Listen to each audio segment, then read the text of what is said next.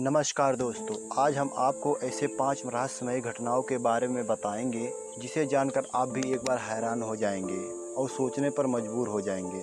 वैसे हर इंसान की दिलचस्पी हमेशा इस बात को जानने में रही है कि क्या कोई इस वर्ल्ड के अलावा और दूसरा कोई वर्ल्ड है। अभी तक तो किसी प्राणी का कोई ऐसा सबूत नहीं मिला है जिन्हें देखकर ये दावा किया जा सके कि एलियनों का अस्तित्व वाकई में है।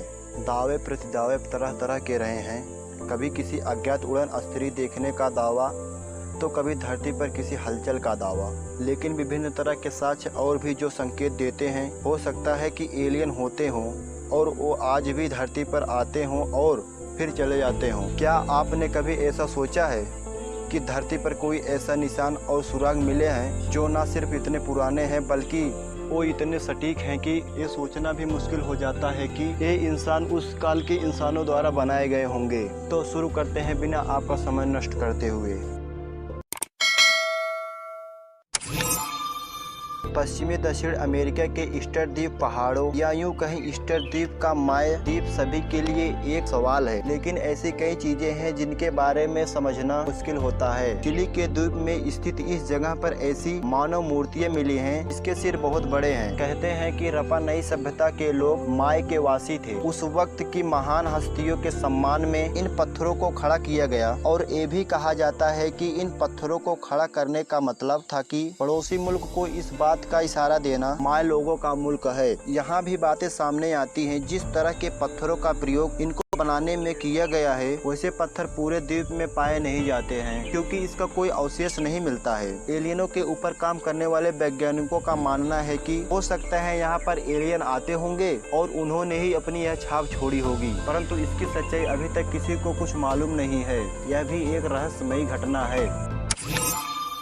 क्या आपको पता है कि अमेरिका और दुनिया भर के कई ऐसे जगहों पर फसल से भरे खेतों के बीच अजीबोगरीब डिजाइन मिलते हैं, कभी गोल तो कभी ज्यामितीय आकृति के। उलझा देने वाले इन पैटर्नों को क्रॉप सर्किल का नाम दिया गया है। कई परिवारों ने ऐसा दावा किया है कि जब वो सुबह उठकर अपने खेतों में आए तब उन्हें फसलों की जगह खेत में ऐसे पैटर्न मिले हैं। वहाँ रातों रात कैसे बन गए उन्हें भी पता नहीं। गौर करने वाली बात है कि क्रॉप सर्किल की डिजाइन एकदम परफेक्ट ही बनी हर जगह मिली है। और ये भी कहा जाता है कि जहाँ पर क्रॉस सर्किल बने हुए हैं वहाँ पर यूएफओ को उड़ते हुए देखा नहीं गया है। यूं तो कहा जाता है कि क्रॉस सर्किल के पीछे एलियनों का हाथ है, लेकिन ये रुक रुक कर कई जगह इतनी ज्यादा संख्या में पाए जाने लगे हैं कि लगता है थोड़ी चर्चा में आने के बाद लोग इसे और भी बनाने लगे हों। 2014 की जनवरी में कैलिफोर्निया में पाए गए एक क्रॉस सर्किल ने बड़ी सुर्खियां बटोरी हैं। चर्चा थी डॉलर नाम की जगह पर एलियनों ने क्रॉस सर्किल बनाया है। 1991 में भी दो आदमियों ने यह बताया था कि क्रॉस सर्किल उन्होंने जानबूझकर बनाया है। क्रॉस सर्किल पर हॉलीवुड में एक मूवी भी बनी हुई है जिसका नाम द साइन है। आखिर इसे बनाया क्यों गया था? क्या इसे बनाने में एलियनों का हाथ है? इस विशालकाय पत्थर को लाया कहां से गया था? जी हाँ, हम बात कर रहे हैं इंग्लैंड के विल्ट्शर में चट्टानों जैसे कई चौड़े पत्थर खड़े हैं। शोधकर्ताओं का अनुमान है कि इसे 3000 ईसा पूर्व में बनाना शुरू किया गया था और इसे बनाने का कार्य 2000 ईसा पूर्व तक चला, यानी ये लगभग 5000 साल पुराना है। मध्यकाल से बना हुआ ये स्टोनहेंज हमेशा सबके लिए एक रहस्य बनकर रह गया है, क्योंकि आखिर इसे बनाया क्यों गया था। आपस में जुड़ी और एकदम गोलाई में खड़े पत्थरों का राज अभी भी समझा नहीं जा सका है। इसके निर्माण में कई बातें प्रचलित हैं। कोई दैवीय शक्तियों का निर्माण मानता है तो कोई एलियनों से जोड़कर इसे देखता है। और सोचने वाली बात यह है कि स्टोनहेंज के पत्थर इतने बड़े विशालकाय हैं, लगता नहीं है कि बिना पर्याप्त साधनों से यहाँ तक लाया गया होगा। वैसे इतने बड़े पत्थरों को खड़ा करना आम इंसान की बस की बात नहीं है। और कई शोध से पता चला है कि यहाँ पर आसपास कई मील दूर तक कोई पत्थर का अस्तित्व ही नहीं था।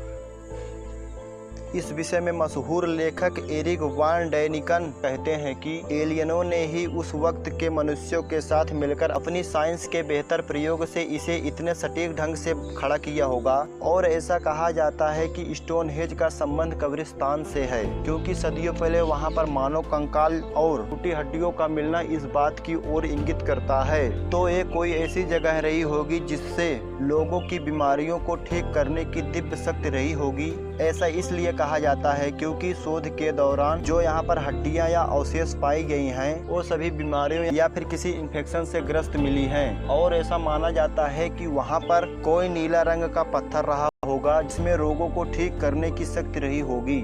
स्टोनहेंज के बारे में आपकी क्या राय है, कमेंट सेक्शन में जरूर बताएं।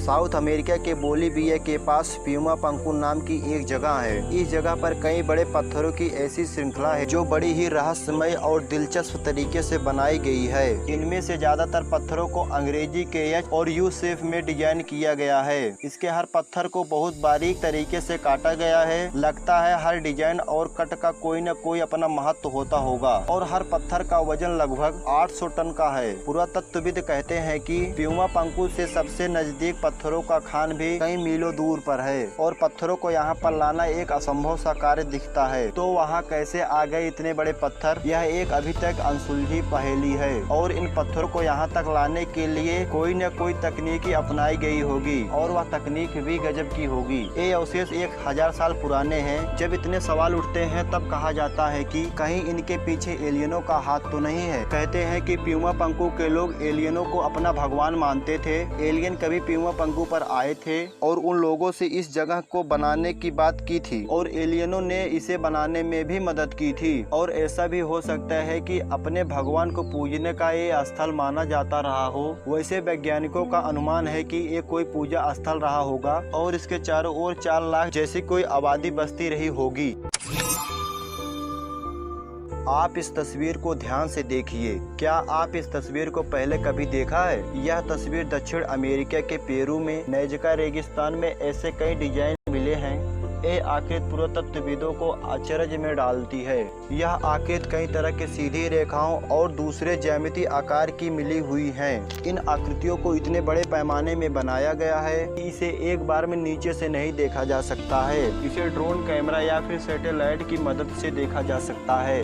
आपको यहाँ बता दें कि नैजका में 300 साल ईसा पूर्व से लेकर 800 ईस्वी सदी तक लोग रहे हैं, लेकिन ऐसा कोई साक्ष्य नहीं है कि इस लाइन्स को उड़न स्त्री बनाए हों। इस पर एलियन विशेषज्ञों का मानना है कि एलियन वहाँ पर आते थे और ये लाइनें उनके स्पेसशिप का रनवे हुआ करती थी, यानी कि ये डिजाइन एलियनों की बनाई हुई है। कुछ दावे ऐसे भी हैं कि हो सकता है कि उस जमाने में लोगों को एयरक्राफ्ट जैसी चीजें बनाने का कोई आइडिया हो और इस वजह से रनवे आज भी वहाँ पर है।